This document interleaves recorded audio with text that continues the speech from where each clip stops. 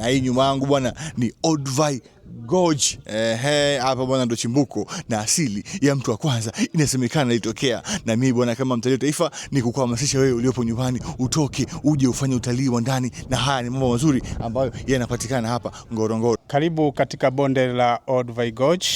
Ni bonde ambalo masalia mengi ya arkeolojia yameweza kupatikana katika bonde hili la Olduvai. Bonde lenyewe ndio hilo hapo. Bonde lenyewe waoneshe bonde hili hapa kama unavyoliona. Na hapa tuko katikati ya bonde la Olduvai. Bonde la Olduvai Gorge lina ukubwa wa kilomita 55.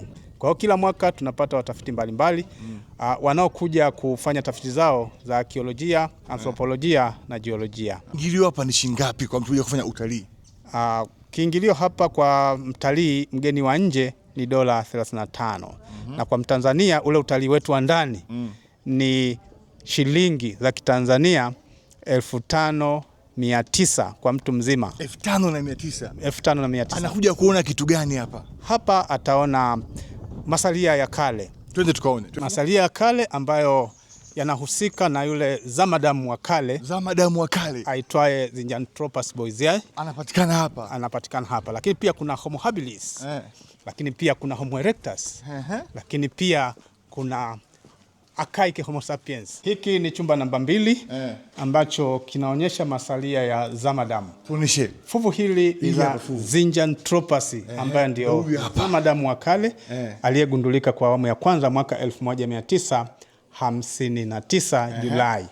Lakini pia kuna fuvu la pili la Homo habilis. Homo, ukisikia homo maana yake ni binadamu au zamadamu. Huyu Homo habilis na Zinjanthropus wamepatikana eneo moja katika tabaka moja hapa Olduvai Gorge. Hapa Olduvai Gorge. Bwana, hiyo ni historia ya binadamu na haya ni mafuvu ambayo yamepatikana hapa. Na wewe kama ulikuwa hujui sasa umeweza kuyaona.